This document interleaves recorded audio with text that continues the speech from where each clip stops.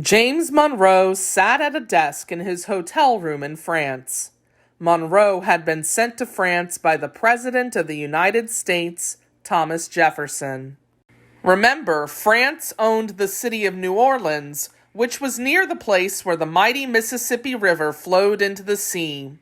Whoever controlled New Orleans decided which ships passed up and down the river. The land on the east side of the river was owned by the United States. The land on the west side of the river was owned by France. President Jefferson had told James Monroe, "I want you to go to France and offer to purchase or buy the city of New Orleans from Napoleon. Napoleon needs money to buy supplies for his soldiers and sailors who are fighting in a series of wars. If he will sell New Orleans to us, he will receive the money he needs, and we will gain control of the Mississippi River." James Monroe met with Napoleon in the French Emperor's palace in Paris, France.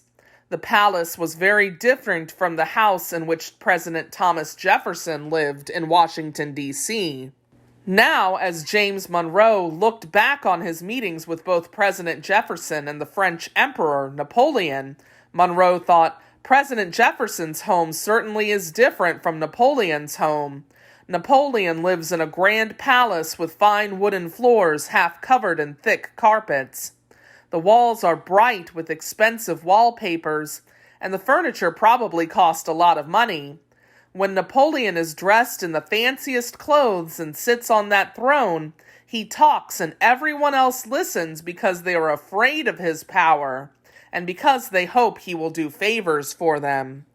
But there are no thrones for Thomas Jefferson and no royal uniforms to make him look special. Sometimes visitors to the presidential mansion or large house don't even recognize President Jefferson. They think he is one of the servants who has white skin until they are introduced to him. When he starts to speak, however, everyone listens, but not because they are afraid of him unless they are his slaves. They listen because he is a brilliant man with wonderful ideas.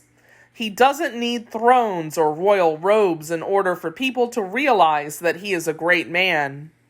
Well, James Monroe thought, I suppose I should be fair. Napoleon may not be my sort of person, but he is very clever once you are talking seriously with him, and he is about to do a great favor for the United States.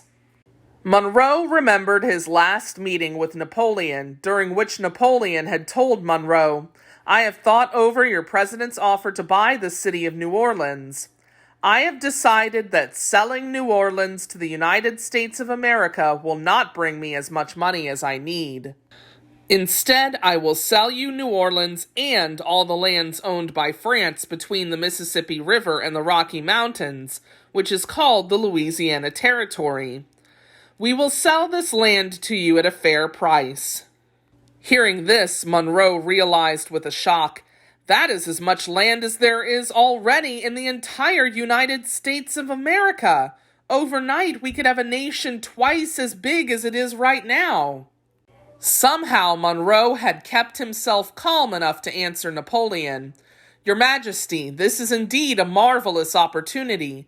I cannot accept your offer, however, until I present it to President Jefferson and receive his answer. I will write to him at once." In Monroe's time, there was no phone or email, so Monroe had to write a letter to Jefferson.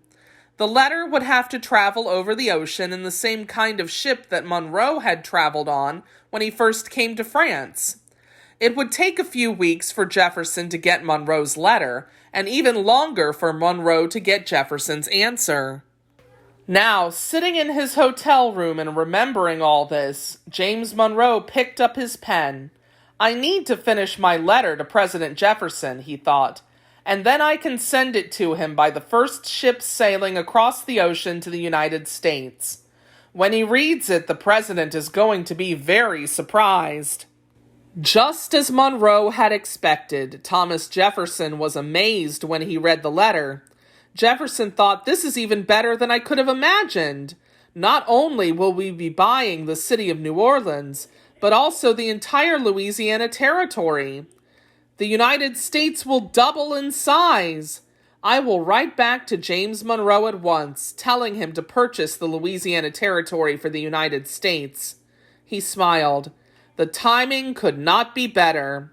Then President Jefferson picked up his pen and began the letter instructing Monroe to seal the bargain with France, a bargain that would double the size of the United States of America.